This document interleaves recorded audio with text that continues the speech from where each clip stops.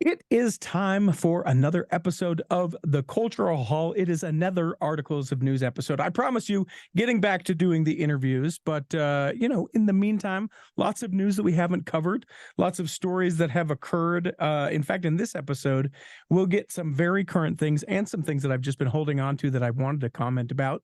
I'm joined by Annette Luthy Lyon. Hello, hello, hello. Rawr. We haven't spoken since I got to work with your daughter. That's right. Every so often I'll get a picture of the two of you from a wedding. It's fantastic. Yeah, she is about the sweetest person I've ever met. She really is. She is remarkable. Yeah. Yep. Super talented too. So it's not like, oh, she's very sweet, but really dumb, right? No, she's both very sweet and so very talented. She's the one who did Brother Kyle's wedding video.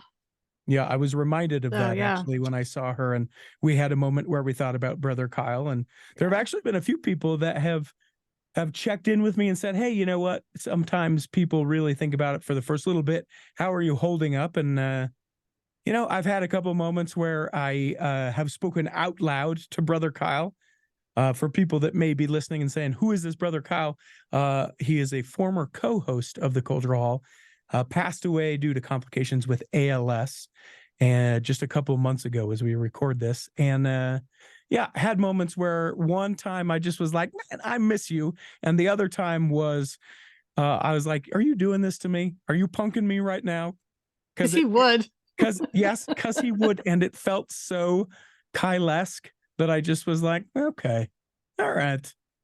I see you. I got you. So, and that video, you can find that on our Instagram feed. I can see him on the other side saying, don't call it a miracle. Don't call it a miracle, but I am messing with you. Yeah. I told you I'd haunt you. I made that promise. So yeah, what if anything of praiseworthiness, of noteworthiness, anything that you're like, man, I know your book's out, and we'll put a link in the show notes where people can buy the latest book. The latest one, it's a collection of 3 Georgian romances. So Georgian, if for those who don't know, it's right before Regency. So Regency is Jane Austen. Georgian is like Hamilton. Okay. So it's just like Revolutionary War, only England. So I've got a story in there. The other 2 authors are Elizabeth Johns and Jen Geigel Johnson, who are both fabulous and fun names to say. Yes, they are. Actually, here's the cover. For our Patreon fans, patreon.com/the Cultural Hall. And for people that follow us on YouTube, they recognize that I have recently dumped a bunch of things on YouTube. You can find us on the Cultural Hall. I've been having to clean up my desktop. I've got to say though, I've been doing these novellas for over a decade, and as much as I enjoy them, sometimes reviews are hard. Reviews are for other readers. They're not for the writers, but it is hard sometimes when you go story book after book, and it's always yours is not the favorite. It's like I really 5 stars, 5 stars, but you get 4, and you're like, 4 is still fine. But anyway, I've actually had a couple of reviewers saying that mine was their favorite in this collection, and it's been a while. It's been a while since I've heard that, so it's like, oh gosh, thank you. Good, congratulations. So people can purchase that, available in the show notes. Anything else significant? Well, let's see. Your stories of your MRI fun are hitting home, because my husband has re-injured his back. He had an injury 25-ish years ago, and it flared again in August, and it has only gotten worse. So we had an MRI yesterday, and we're figuring out what's going on with there. Get a shot. It's game changing. Get a shot and go to physical therapy. He's done that. To the point we're probably going to have to need surgery, because we're dealing with other things. But if you ever need another MRI, see if you can get one in an open machine. Oh, I know. It's a beautiful thing that they got him an open MRI, and I'm like, it's not the tube of death. Yeah. So the tube of death, if you want to know how strong-willed you are as an individual, it's a great test. I'm not. Apparently, so the last time I had an MRI, because I have chronic migraines, and so every 5 years or so my doctor will say, hey, let's just do another one, make sure it's not a brain tumor or whatever. It's been probably 10 years since my last one. I'm not bringing it up because this time he said, oh, let's do brain and C-spine. So and I was like, okay, but one MRI takes 40-ish minutes, so this was 2. And then the computer crashed and they had perfect. to redo it. And I have claustrophobia. So this was just lovely. Yeah. So if I have to go again, it will be open MRI, please. And thank you. What I don't know is, I don't know if I passed out or was just super tired, because I had that huge moment of freak out. And then I just blacked out, fell asleep. But I don't know if it was I was tired because I hadn't been sleeping, or if I just worked myself up into a tizzy that I hyperventilated and passed out. I wish I would have. I woke up, they grabbed my ankle and were like, "Hey, it's time to get out. Time to get out." For me, instead, they were like, "Can't move your head." I'm like, "I'm not," and like just breathing apparently moved my head just enough. So that, oh gosh, yeah, it was bad. I did not a fan. Yeah, no good. Yeah. Only other thing that I'll say that is kind of exciting as of recently, I'm going on vacation, which I'm excited about. We don't do very many vacations. Where are you headed? We're going to, this is great. I'll tell you this just quick. I said to my wife, so we're making a big push to pay off our house right now. That's the kind of thing that we're focused on. And so we haven't gone on many vacations, and we certainly haven't paid a lot of money, and everyone will have a thought about it. Contact theculturalhall.com. That's fine. It's what we've chosen. Must be nice, blah, blah, blah, whatever.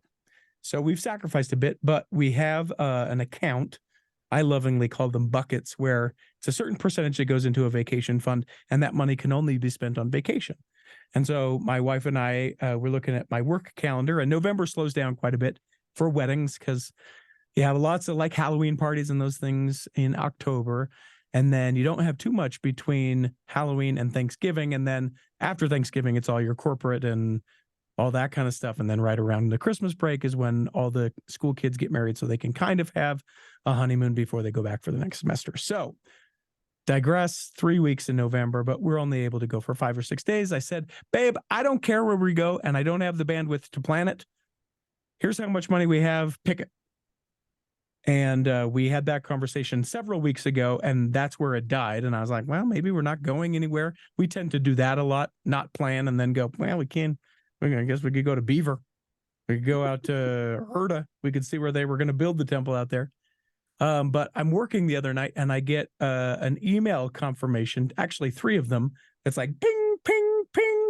And it's Airbnb. Your Airbnb is confirmed. And I'm like, well, great. I wonder, where I'm going.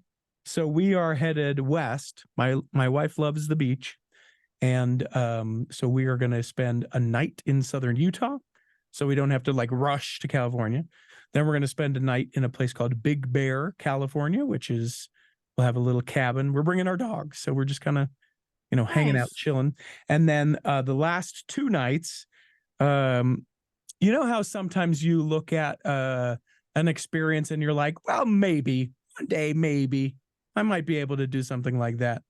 My wife took this opportunity to have one day maybe be this vacation. She found a house that's on the ocean, and so that's where we'll be for a couple of days.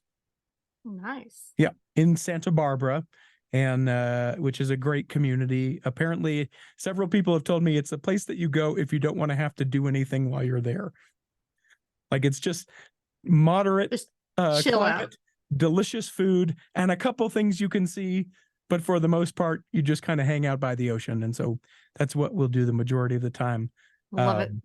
But looks super cool. And when I got home, she was like, "Are you mad?" And I said, "No, I'm not. You stuck within the amount of money we had." But I definitely was like, we don't get used to this, because we cannot do this again. Yeah. I was like, this will be fun for the one time that we will ever do this. This will be a great time. I will have to pass along some of the cheap travel tips I've learned, which has allowed me to take 2 of my kids to Finland over the past several years. Yeah. Yeah, because like literally the last time I traveled from, it was Salt Lake to Helsinki, $500 round trip. No. Yes. I reject it. Which is the only way I was able, granted, it was also in the fall, not ideal peak season, and it was economy, and you couldn't check a bag, and all, I mean, it's all that stuff. You couldn't actually sit down. It was one of these new planes. It's fine. If you know how to do it, like I have been able to do things and like show my kids, heritage stuff that I couldn't have done if it had been the regular peak season is thousands of dollars, and I couldn't have done that. Yeah. So yeah, I should pass it along some of that. Yeah, So you should. fun stuff. Yeah. I'll take Good that. stuff. Other things of note. Yeah, I don't know. Probably nothing. Contact theculturalhall.com if you have guest suggestions, if you have things that you would like us to talk about here in the Cultural Hall. We certainly welcome them. Or if you have a bone to pick with us, seems like lots of people always have lots of bones to pick.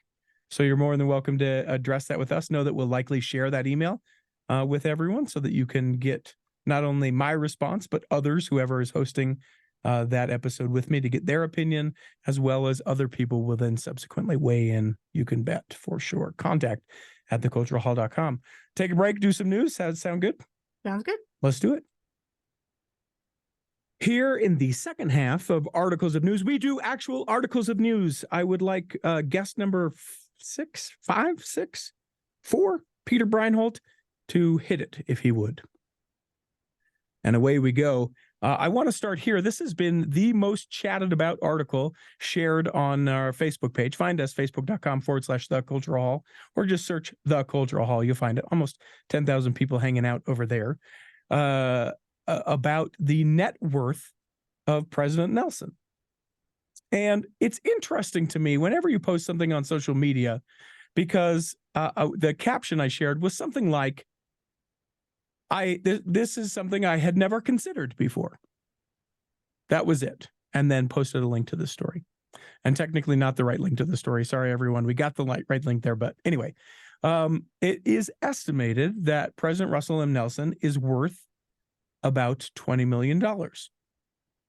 Wow. And I thought that was interesting. Lots of people assigned that I think that's interesting is like, do you want him to be penniless and shoeless and walk through the streets? And I'm like, no, I'm not. And I'm not saying that. And it's just interesting information. Yeah. And on the other side, I my mind curiously does wander a little bit to, that he lives on the church's, I don't want to say dime because that sounds like, but I mean, the church pays for everything in his life. You can anticipate, because I think housing and security, he lives and all housing that. and security and travel. He's not paying for any of that. So I guess to me it is on some level just sort of an interesting thing to consider this multi-million-dollar worth gentleman that leads the church. And people came out and said, hey, listen, he was, a heart surgeon, and talk about compound interest being in your favor. He's had 81 years of compound interest. If he put like $1 in the bank when he was 18, he'd have $15 million. Not really. And then there's also patents, I'm pretty sure he holds. So yeah, it adds up. Yep. A discussion on priestcrafts came about as we shared about it, because he writes books, and certainly he's in a place of, popularity due to his calling, that, money is made off of that, which, sidebar, I really do think that, like, once they're apostles, that, like, if they write books, that those should go towards efforts within the church. I don't know that they don't, but we don't know. Yeah. Yeah. But if they do go to the individuals themselves, I take a little bit of issue with that. And I would feel the same with, other, church leaders in that respect, because they, apostles, not everyone knows this, gets a stipend. They get paid as well. We always talk about how we don't have paid clergy. That's incorrect. The stipend that the 12 apostles get is $150,000 a year. Most of them made well above that as they were working. I mean, Gary Stevenson, I don't know what his net worth is, but he was on the board of Nordic Track, which is then iFit, and, in the well to millions of dollars worth, right? And so I just look at that and go, guys, so that there's not any sort of, oh, what are they doing? To me, I just feel like if you're writing about the Lord and you're in this position, this is going to the child's charity of this, the education thing or whatever. But that would be great. Yeah. But I mean, we don't know. It very well could be that they do that. Several people were like, he's the head of the corporation of the Church of Jesus Christ of Latter-day Saints. He's worth billions of dollars. What do you mean only 20 million? And Not how it works. Yeah. No, Yeah. no. Yeah. Oh gosh. But, And they're not getting their stipends are not making them millionaires. That's no, all. That's another really, no, that's not how no. this works either. But I do think it's interesting that's not a thing that we talk about very much. Mm-hmm. And it's just not something that we sort of consider very often. It's like, you know, most of these gentlemen, because of the leadership training that they had in their secular life, had set themselves up to be very wealthy. Yes. In their later years. And I don't know that it's right or that it's wrong. I just think it is an interesting. And I would also say that the sacrifice that once you're called in as an apostle, there's no release date to that. Yeah. And it's a huge sacrifice for them, their spouses, their families. It's massive. So I don't think a stipend is too much to give. Just, Yeah.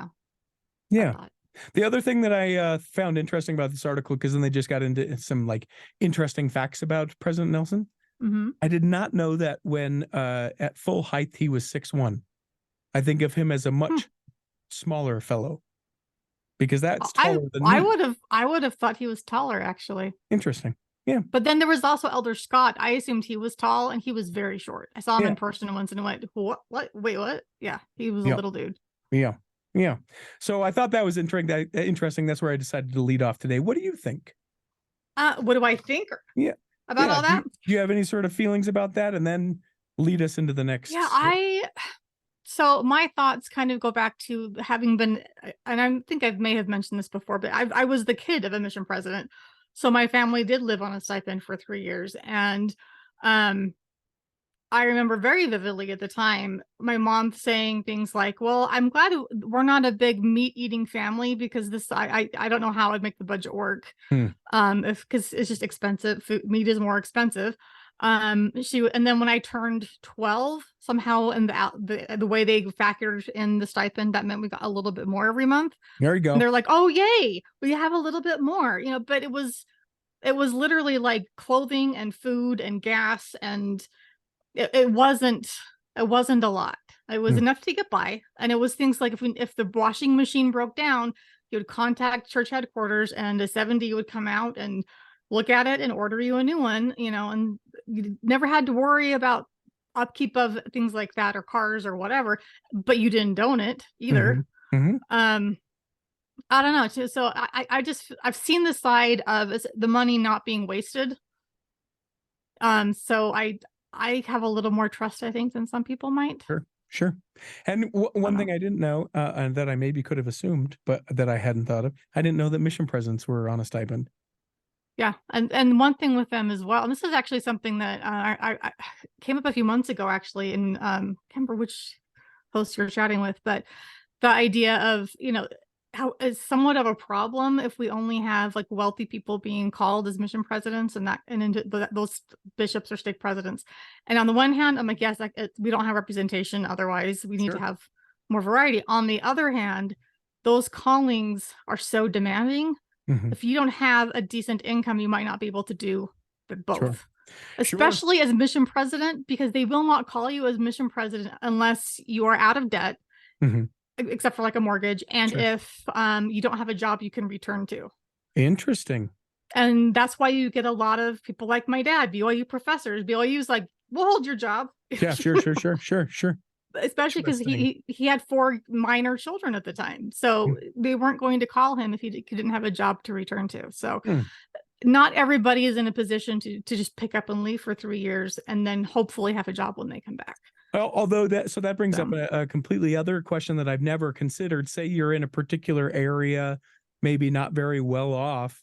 You have a gentleman who has, sort of your blue collar job. Stake president feels like, hey, this is the guy that needs to be the bishop. Is it possible? I don't think that we do this, but is it possible that his income could be supplemented because he, the feeling is that genuinely he needs to serve in that particular calling, and that the only way he could do that if the church supplements his income. That's a fascinating concept. I don't think that it does. That's cool. based on everything I've ever talked to anyone about, I don't think that I don't know. I don't think that exists now, but that's an interesting idea moving forward. I think that would be really cool. Yeah, an interesting thing. Okay. Tell me the next news story you'd like us mine to address. could just kind of just piggybacking on President Nelson's very, very brief one, but apparently he donated, I can speak. President Nelson donates 30 years of surgical records, his thesis, dissertation, etc., to the University of Utah. Cool. So that has got to be some pretty cool information. I would love to look over some of that stuff. I thought was just kind of cool. It didn't go into specifics, but 30 years of surgical records plus his dissertation. That would be seriously cool. Yeah. Yeah. A couple quick stories just to tell you that I thought were interesting. This is in, let me see if I can do it. Let me see if I can say this right. So in Cote d'Ivoire, I think it's Ivory Coast is how we Americans would say it. But I think it's Cote d'Ivoire. They combined two districts and made a stake there. And I just think it's cool. I think it's so great to see the growth of the church in on the continent of Africa. I just think it's amazing. I will never tire of saying, hey, you know what? This happened. Here's another one. Here's what we're doing. The growth of the church is humongous there. And it makes me proud to see how well that's coming along there. Another story, just quickly. Remember the fires in Maui? Just devastating. People having to jump in the ocean, all of this stuff. There was an article, this is a couple weeks old, but hadn't had the chance to mention it, about the youth going back to school for the first time since the fires destroyed the town. And in the article, it talks about how the students went back to high school and elementary school and all this about the middle of the month of October. And they talk about also the fact that the two chapels in the Lahaina area were not burned. Surrounded by burned out cars and buildings, the church buildings have no marks, which is significant. Several people look to the Lord blessing them as far as that goes.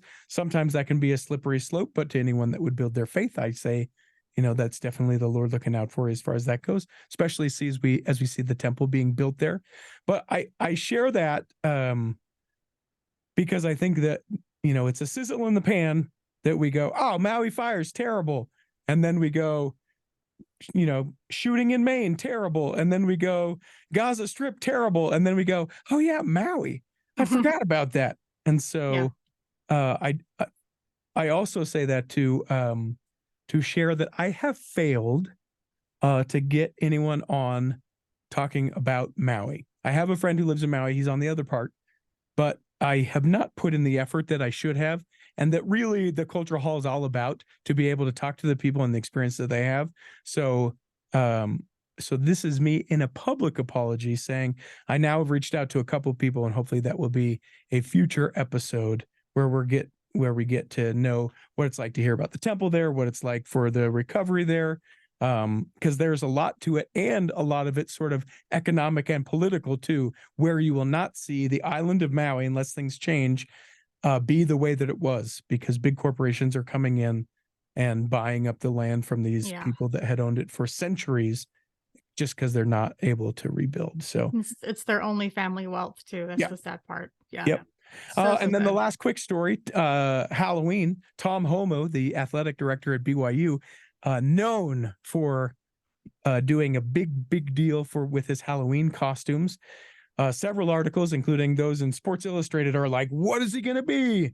What's he going to dress up as? Dumbledore is the answer. He dressed up like Dumbledore. So we'll share a link to that in the show notes. You can see some of the costumes he's done in the years past. Was I forget the character's name, but the guy from Coco, but it's spot on. I think he gets a makeup artist. I think he gets the, MDT program at BYU to help him costume it. He is a gentleman who goes to the nth degree when it comes to Halloween. So you can find that image in the show notes. What else do you have? So I have a story that it's kind of two stories. One that began in 2019. Now we have a follow-up. So this is something that's relevant, especially like to my kids. They grew up, if you are at all familiar with the Sticky Shoe movie theater on Main Street in American Fork, Okay. northern Utah County. It was like the dollar theater. It's where a lot of high school kids, that was their first job. It was it was like the third run movie theater, and everybody loved going there. It was just this fun place. And then it closed down, and my kids were like, those were my teenagers. That is so sad. And then I found out why it closed down. Unfortunately, it is a couple members of the church who weren't doing great things. Oh no. Yeah, the associate dean of students at UVU and his wife were charged, and then they pled guilty to communications fraud and all this money. So apparently they cost UVU close to $400,000. Jeez. They were just taking money for themselves for their own uses and calling it other things and whatever, which is really sad. So they had owned the theater, and with all of their legal bills and whatever, they just had to sell it.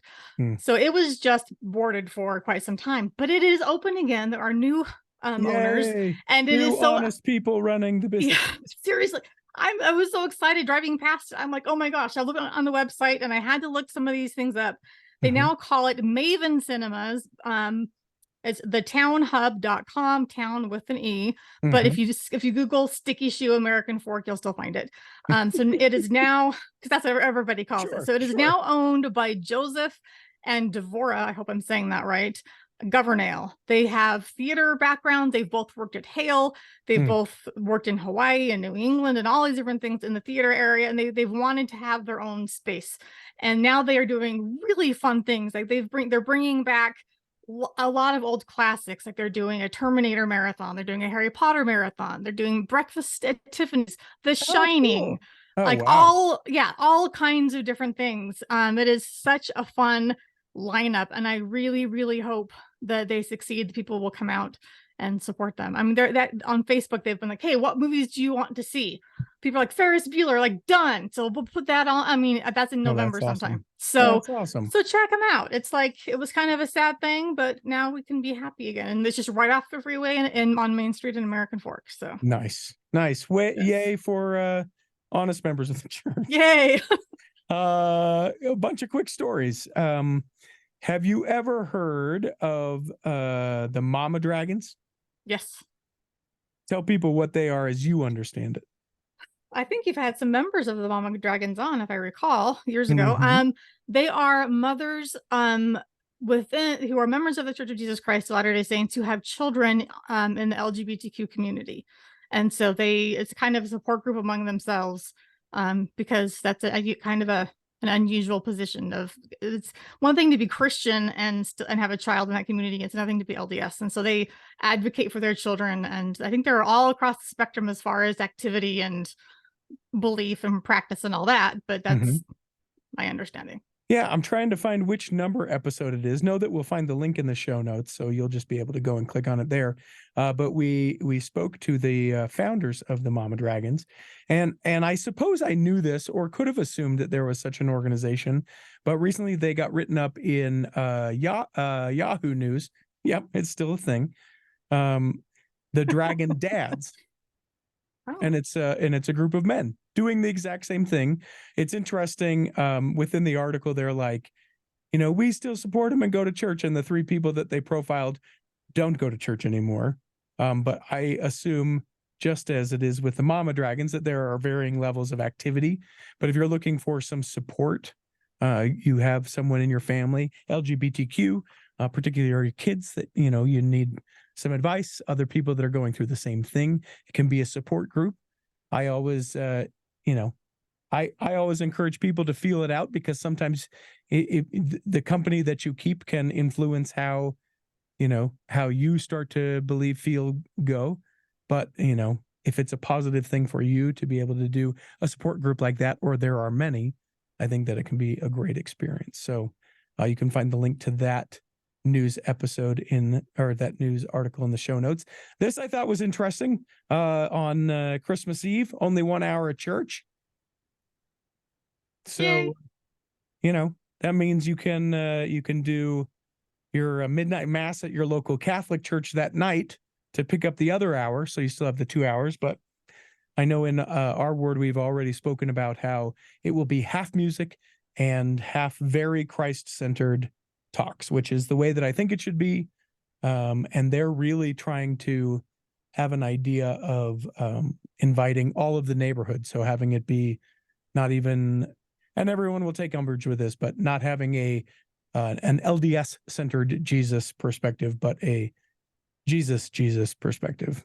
And I think if you're being honest, you know how it can go askew when you start to talk about Jesus and you're like, and when he came to Joseph Smith and you're like, this was so good. And he did, but also let's just like, it's Christmas. Can we, like, the birth and the life and the saving grace of Jesus today? Can we keep it there? Maybe. Can we? Please. Just a thought. Oh, yeah, it's putting a light under the bushel. And then the last thing, I'm going to steal this story from Mr. Mayor. The church that is the Tabernacle Choir at Temple Square, Tabcats, they are going to be touring again next year internationally. They've got the itch and they're going for it. They're going to be performing in the Philippines from the 20th of February to the 29th of February. So they had so much fun and had such great experiences in Mexico earlier this year that they're looking forward to be able to share that there. And that's summer in Philippines. Oh, is it? I think so. It's flipped. Right? Isn't that? Is it February? Yeah, January? You're asking the wrong person. Other hemisphere. So I think it's warm down there then. The church has 800,000 members and nearly 1,300 congregations in the Philippines, which I think is significant. Two Filipinos who already have a close relationship with the choir in a unique way are Ronald Ba and Sunday May Andino. Both participated as those international members at the April General Conference. And then Andino returned as a guest participant in the October conference as well. They're excited that they're coming to their home country. And so it should just be absolutely a great thing. I know normally they travel every other year. Let's get them out every year. Well, and chances are they weren't able to for a while because of COVID. So they're making up for lost time. Yeah. What other stories do you have? Okay, so you know how Megan is the sports person. I think I'm the true crime person. So I know you've discussed the major stories, but I'm kind of can bring them together in a different way. So there is an awesome YouTube channel that I highly recommend. It's called Hidden True Crime. And it's interesting on a couple of levels. One is that it's a husband and wife team. He is a forensic psychologist. So he talks about the perpetrators or those who have been accused and charged with various crimes and what may have led up to those things. And they have covered a lot of the unfortunately our type of crimes lately, the Daybell and the Hildebrand and all that stuff. Extremists. And also, the Brightigan family with Shanna Gardner and the Stampin' Up murder and all of that. But the interesting thing is, so he's the forensic psychologist. She was a journalist for ABC4 Utah for many years. She's no longer in front of the camera, but she's using all of those journalist skills, and she was raised in the church. So she has a perspective that you don't usually see. And so when I was first listening to them, and I think it was on about Shanna Gardner, talking about her mission and this and that. And then, the wife was explaining some terminology. And I thought, the way she's saying that is so accurate. It's like an in-person and, someone who really understands. And then I found out, I don't know if she's active anymore, but she was raised in the church. She understands the nuance. And so she explains that to the audience, and it's awesome. So I highly recommend the one about Shanna Gardner. They've done, of course, a bunch on Lori Vallow, Chad Daybell, a whole bunch of other ones. But Hidden True Crime, and they often have lives on Friday evenings, sometimes on Saturday as well.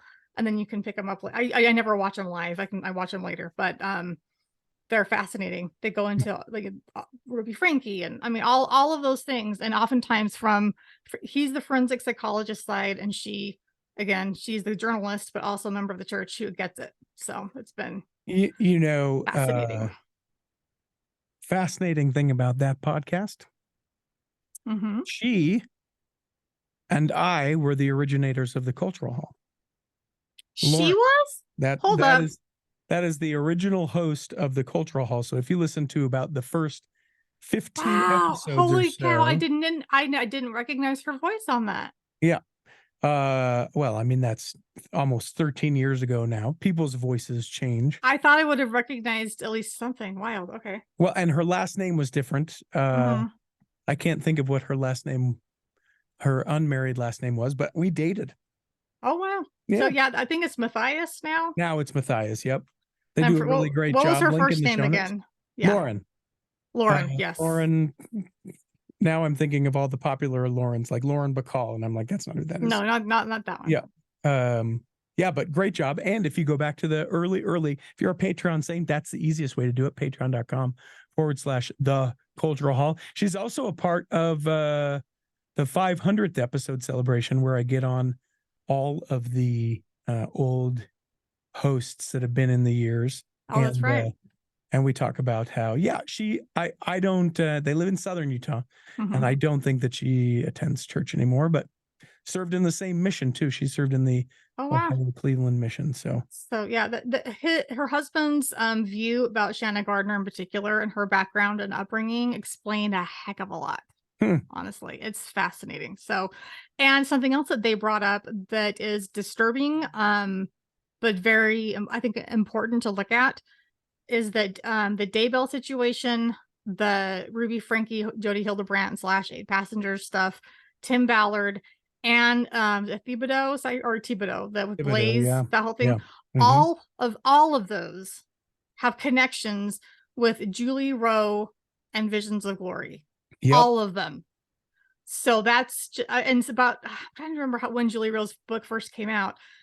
There was someone I knew who was very excited about it, and there was something in it that kind of gave me this ick feeling, but I couldn't really put my finger on it. And then a week later, the church came out and said, CES teachers don't use her stuff. We don't authorize this. We don't, what is the word? We're not endorsing it. Yeah. Yep. Yeah. And so I forwarded that on to her, and she's like, oh, that's weird. And now all of this is coming out, and I feel a little vindicated. But it's just like, I never would have imagined everything. And I'm just grateful that Blaze is home safely, because after what happened to Lori's children, I worry that was in his future, something similar. So anyway, I'm just thinking, who's your messenger, guys? It's not, if you're leading away and saying, oh, President Ballard has fallen, and let's follow Tim instead. Yeah. Well, and to that point, just so if there's anyone, like if Elder Ballard started saying some stuff, I don't think I'd just be like, Elder Ballard, you're the man. Right. I'd be like, gonna think about that. Right. 2014 was Julie Rowe's first stuff.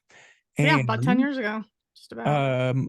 Exciting. I just booked this interview earlier today. It hasn't taken place yet, but Leah Satili, who she is the host. Greatest Showman. Isn't that? No, but that would be awesome. Oh no, that's okay. Sorry. Similar Leah Satili is the she works for Oregon Public Broadcasting, and she did the Bundyville series podcast, and she also wrote the book about the Daybells, about Under the Killing Moon, or Under something. I don't know. It's like one of the foremost books about that whole series. So she's going to come on, and we're talking about all things extremism and why you see that so prevalent with folks within religious folks in general, and the Church of Jesus Christ of Latter-day Saints is how that discussion will be focused. So I would love to hear her thoughts on like the whole Nephi thing. It seems like since the Lafferty brothers in the 80s up through Tim Ballard and everybody else, it seems like they love going back to Nephi and Laban and using that to justify their actions. And I wanted to say, in all of Scripture, we have one story like that. What makes you think you're special and you get to be another one? Yeah. Like, no. Well, no. but my wife and I had this very, very excited conversation about that the other day. And think about it, though. If Joseph Smith wouldn't have thought that he was the one, we wouldn't have the Church of Jesus Christ. Okay, we probably wouldn't. It would have been restored through somebody else, right? But I mean, I think that's the sort of mentality that does it, is we tell the story of a simple 14-year-old boy just wanting to know the truth, going into the grove of trees and praying, and he was chosen by God to do that. And I think so many people draw the similarity that's like, yeah, I can do it. I got the faith. I have a feeling that it's people who are vulnerable to that, and maybe on the narcissistic spectrum, because Sure. I'm special. Yep. I'm the called one. God Sure. speaks to me. Sure. Because it's always, we're the chosen ones for the second coming. We're going to gather. Yep. So I have the secret messages. Yeah, all of that. Yeah. Anyway. Okay, so here's some lighter ones. Please. So going with the literature geekiness that I always do, there's a new academic book out that's discussing theology through the lens of fantasy fiction. Okay. So it's focusing on 4 writers. So no, not surprisingly, Tolkien, Lord of the Rings, C.S. Lewis, of course, Narnia. Okay. And then the other 2 are Orson Scott Card and Brendan Sanderson, which are interesting. The big, huge, Latter-day Saints ones. So it's one of those books that's incredibly expensive because it's an academic text. So maybe someday the price will come down, but we'll still put the link in the show notes. Another fun one. So this is more, I'm curious if maybe a sociologist or someone could analyze this one for me, because I find it fascinating. Utah is the hotbed of MLMs, of course, the whole multi-level marketing thing. So on TikTok, there is a creator from Canada, from Saskatchewan, and she has all of this anti-MLM content, and she's hilarious. At first she was just tracking like girls she went to high school with and who were in MLMs and finding hilarious trends, and then it just exploded into this huge thing. But one of her videos that she did was comparing people who are in MLMs and what their kids are named and how they spell their names. And there was a bizarre correlation. And these are Canadian people in Saskatchewan who, if you're in MLM, you're far more likely to spell your kid's name some wacky way like you would find in Utah. And I'm trying to find the correlation there. Like, what is it? It was like the examples she gave were straight out of Provo. It was like, what the heck? It was like, Emily with Leigh at the end and weird stuff like that. And I was like, why is this happening? Is it the MLM culture is doing? I don't know. It was bizarre, and I just had to mention it because, and besides, she deserves more follows. She's hilarious and awesome, and she's trying to take down MLMs. So, and then the other one that I wanted to bring up quickly was let me address that one just real quick, because Calgary, Alberta, neighbors to Saskatchewan, so there are lots of members of the church up there. That could be part of it. I was wondering, because she actually did do a spreadsheet about all of the provinces, and Alberta, there was a bump there, not as big as I expected, but a lot of people actually said, oh, I wonder if that's because of the high Latter-day Saint population. And the other thing that I would say is that probably those people within MLMs that look to like these people who are making it, the less than 1% who actually make a living doing from their downline, that those are people that are like, this is my, they're sitting in meetings, they're getting trainings, and this is my daughter Ashley, EIGH. This is Mick Paytonson. True. True. So it's like by example, maybe. So very well could be. That would be my just immediate. That's interesting. Before we also go too far away from this, C.S. Lewis, Christian, J.R.R. Tolkien, Roman Catholic. So also Christian, but Roman Catholic. Yeah. And C.S. Lewis started out atheist and tried to disprove Christianity, and in the process converted himself. Yeah. Which is fantastic. Yeah. So that would be a fascinating look within that book. How much is exorbitant amount? Do you know off the top of your head? I don't remember. I remember looking at it originally, and I don't have it written down. I will look. You know what? I'll look and let you know as we go along. It's like the Joseph Smith papers. Something like that. I would love to have that book, that great reference in tangible paper form, but that's also multiple thousands of dollars if you get all of the volumes. So, okay, it's not that bad. The hardback is $100. That's not bad. And the ebook is $45. Yeah. Okay. So it's it's up there, but it's not completely out of the realm of possibility. If you really care about it, you could justify it as a great Christmas gift or something. Or just read Surprised by Joy by C.S. Lewis. That's the book about him converting. If you ever read his book called Miracles, Uh-huh. unless you're smarter than I am, which you very well maybe, I could only read about 10 pages a day Mm-hmm. because it's like all this logic, intelligent, genius stuff. And I'm like, okay, my brain hurts. I have to like process what I just read and then come back to it.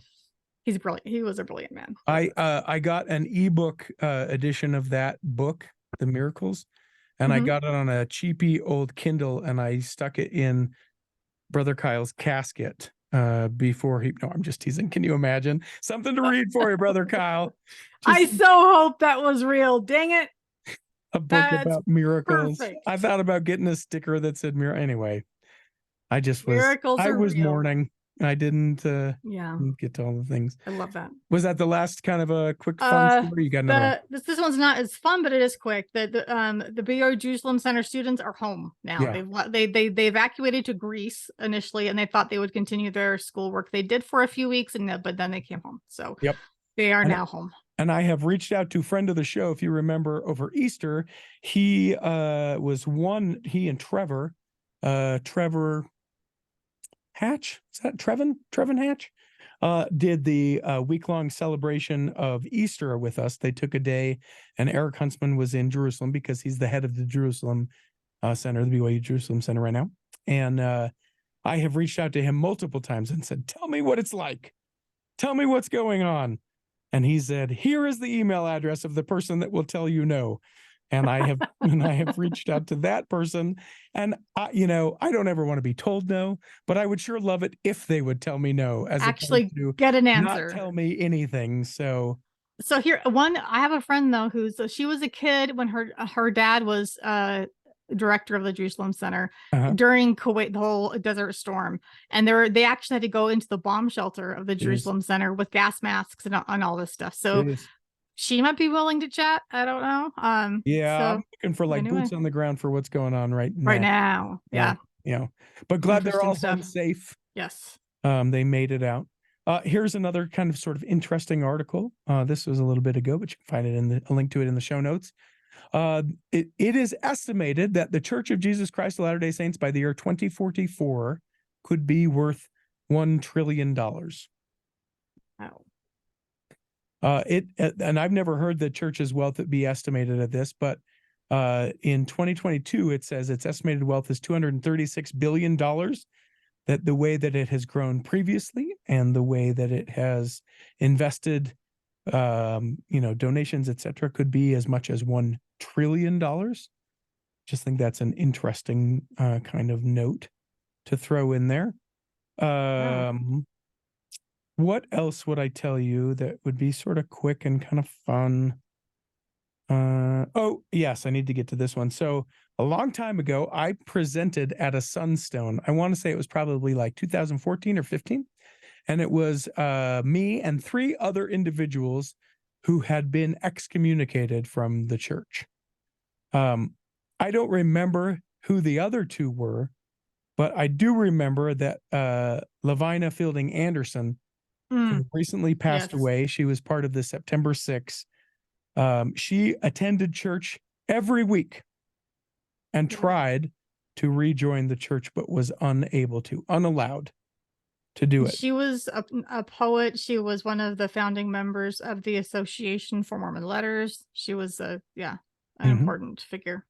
So she recently passed away, and I was on this panel with her. She had the most amazing story, and it was funny. I think our panel was an hour long, and I want to say that she took like 35 minutes. I want to say the next guy took like 25 minutes. The next woman took like 6 minutes, and I said, I was excommunicated. Ask me about it if you want. We're done. Time's over.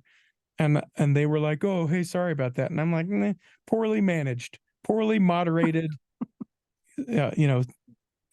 Anyway. It was fine. Her story was great, and mine was much different. It was one of those things where I was like, though both excommunicated, very, very different circumstances for being in that situation. And of course, I was rebaptized, and she wasn't, and so there was a lot of things like that. But I just remember, her story, heartbreaking in a lot of ways, and just an amazingly intelligent, caring, loving individual. But now she has passed away. So yeah.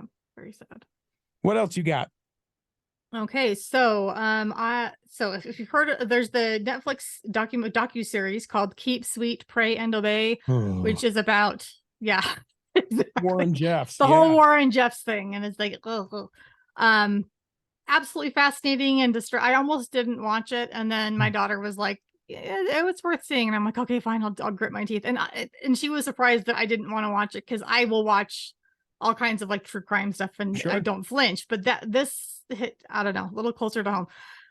But after I saw it, I went to a friend's birthday party, and then a friend of hers showed up, and turns out she wrote the book that the docuseries is based on. And so the book is called Destroying Their God. And it says by Wallace Jeffs, who's Ruland's brother. And then it says with Shauna Packer and Sherry Taylor. And if you know anything about writing, with is who really wrote it. And so, but in talking to her, she did almost all the writing, and the other gal was the one that was kind of giving like suggestions and critiques. But it was fascinating, and she said it was actually scary. She got death threats and all kinds of stuff in the process. But yeah, very much worth looking into. Wallace Jeffs, will make a link to this in the show notes. Previous guest of the Culture Hall, episode 269. He is the 30th child of former prophet of the FLDS Church, Ruland Jeffs, half-brother to Warren Jeffs. He was eventually excommunicated after daring to defy one of his brother's self-serving commandments. And you can hear his story, which is wild. Episode 269. Easier, of course, if you're a Patreon saint to get all the old episodes, patreon.com/The Cultural Hall. But if you just search Wallace Jeffs, episode 269, you'll find it that way. Or, of course, click on the link in the show notes. So this is his book that was largely written by, I believe, Sherry Taylor. But, yeah. And I think it's called Destroying Their God. Do you know when that came out? That might have been why we chatted with him. Very well might have been. Let me take a peek. Actually, I think I have it up on my phone. I'll take over this, and then you can kind of throw this in. There's a new film coming out. You remember we talked to the couple of the actors in Undaunted Witnesses of the Book of Mormon, so you can find that previous episode of the Cultural Hall. There's a new episode, or a new movie that's coming out. It's called 6 Days in August. It's the film about the prophetic succession after the death of Joseph Smith. It's in production currently. And there are many ways that you can help to fund this project because it's sort of being privately funded. Filmmakers and actors are working in Canada because the places that they wanted to work, like Palmyra, Kirtland, and Nauvoo, have too many paved roads, telephone lines, too hard to make it look like that timey kind of stuff. But because Witnesses turned out so well, they decided that they were going to do this film about the prophetic succession. And I think that's a fascinating thing that we do not talk very much about. When you hear that, James Strang, we did that great episode, find it in the show notes, about this guy who led a couple thousand people, including Joseph Smith's mom, to an island in Michigan. They were like, he's the guy. Like, it wasn't just, and that's the thing, that's the narrative I think that gets sort of taught, right? That there was the meeting and Brigham Young spoke and people heard and saw the prophet Joseph and that everyone went and followed him. Not at all the case. So I hope that they give it that historical accurate treatment of it, and not the kind of way that we teach it within the church. Not to say that we don't teach it accurately within the church, but we definitely paint a narrative of like, they know and they felt and they did, and it's not that clean. Not quite, nothing in history is that event did happen, but there's a lot more to it. There's a lot. When did the book come out? The book came out June 2018. No, and we would have done it before that then. So okay, he had another book, I think, talking about how he escaped. So very well could have been that. We haven't mentioned this. I thought that this was significant. Bonnie H. Cordon, new president of Southern Virginia University, which I just think is awesome. When you think about a lot of these universities that members of the church attend, Southern Utah University, female member of the church, president of that university, Astrid Jimenez, who is the president of UVU, member of the church, convert. She obviously a woman and in charge of UVU. Bonnie H. Corden, formerly of, what was she? Young Women's, or Young Women General President for the church. I think so. Is now the Southern Virginia University, which isn't owned by the church. It's church adjacent, but now that institution of higher learning headed by a woman. I think that's awesome to see the more and more of that as we, see that in higher education. People can be what they can see, and I think that that's significant. I thought that this was sort of I'm surprised that we didn't get this story when Megan the Mitch came on. BYU played the TCU, Texas Christian University, and there was a whole section of missionaries, and that's it. And several people going, must be nice. I didn't ever get to go to a football game on my mission. But you know what? We got one day. It was the coolest thing. Our mission president said, you can have one day to be a normal person, air quotes, in the mission. Really? Wow. You can do whatever you would like that isn't against your moral principles and isn't against mission rules. So it's not like you could go on a date or something like that, right? So I remember one of the times I saw, and I got express permission, and it's so funny that I did. One of my free days, I watched Miss Saigon, the musical, which, if you're familiar with Miss Saigon, not appropriate. I shouldn't have been able to see it, but I did in fact get, verbal, specific, you can go see this show permission, because he probably didn't. We didn't have Google to double check. Yeah, well, we did, content. But it was a bong kind of. Yeah, Google. It was dial-up version or something. But the reason why I was allowed to go is the lead in it was Will Swenson, former member of the church and star of Sons of Provo, Singles with the First Ward, and all those movies. And so when they found out that, they're like, yeah, of course he's not going to be in anything that would be inappropriate. And my companion didn't want to go, so I got another missionary who was interested in theatrical endeavors to come with me, and he didn't know anything about the show. And we were 3 minutes into The Heat Is On in Saigon and went, maybe we shouldn't be here.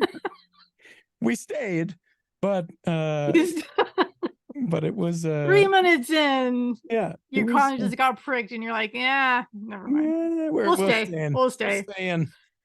Oh, that's too funny. I love it. We got time maybe for one more. What you got? Okay, this is incredibly short, but kind of funny. So, Live with Kelly and Mark, it used to be Regis and Kathy Lee, but it's morphed over the years.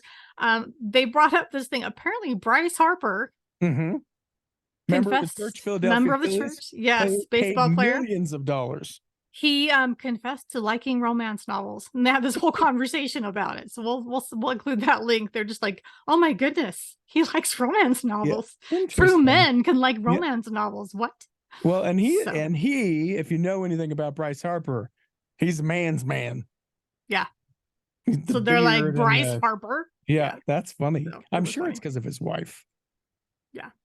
She picked it up, and he's like, what is this? And then, I know a lot of people. I've never met a gentleman who has just gotten into the romance novels just by himself. Right. It's not a question I ask often, so it might be that several people have. But I know several gentlemen who, because their wives would get in them, they were looking for a connection point with their wife. They would sit in, and then, the wife would be like, I'm over this. I don't like this. And they're like, you don't understand. Kathy came home, and Pierre was there. Well, that's the thing. How many people can say that they just stumbled upon their favorite book or favorite author? Usually it was recommended, or they saw a friend reading it, or something like that. So that's the most common thing. And I will say that the best romance novels are not about the spicy stuff. They're about the relationship. It's the tension. Just saying. It's the tension. They'll come together. Keeps all your attention. Once you're married, you just stop paying attention. That's why Frasier was an awesome show until Niles and Daphne got together. It's, the tension is there, and you know where it's going. And the fun in a romance novel is not knowing how it can possibly get there. Funny. And the new Frasier, of course, not as good. I haven't watched it yet. I don't have a heart. Heard everyone. I love the original so much. And they said, nah, it's good. I think that'll do it. I'm just scanning through a bunch of stories. I've still got 118 pages of news that I just haven't gotten to. And someday, I just don't know that we're ever going to get it, but I always feel the constant pressure to be like, share you it know when what? 7 years ago, this was a news story. Let me share it. Yeah, I'm not going to go that far. Come on. Okay, like this one I thought was mildly interesting. There's wife and mother of 5, Jennifer Houghton, who runs the channel Turtle Creek Lane. She was bombarded by bees in her house. And I think that she'd be an interesting interview because she has more than 1 million followers on YouTube who became just absolutely fascinated. She's one of these over the top members of the church ladies who's like, it's a birthday party. It's the birthday party of the century. It's a Christmas tree. We brought the forest to our yard. It's that kind of thing. No going halfway. Yeah, but she got invaded by bees. And the channel is Turtle Creek Lane. So like, that's a story that I've hung on to. Why? I don't know. That's terrifying. That's going to give me nightmares. So yeah, they're coming for your house next. And don't kill them. Call an apiary. If they're actual bees, sure. If they're apiary? Wasps, no guarantees on no. No, thank you. Well, sure, I get that foamy, intense spray stuff, and I go, take that. How dare you? All right, that's it. We hope that this episode has nourished and strengthened your body. We hope that if you're sick or afflicted, that you'll be able to listen next week. And that when the time comes, geez, you'll be able to travel home in safety. In the meantime, we'll be saving a seat for you on the back row of the Cultural Hall. And I'm going to take this quick second to give a shout out to Megan Oler Gordon. She does all the articles of news links for the Cultural Hall. So special shout out to her. We gave her a lot to do in this episode. Thanks, Megan.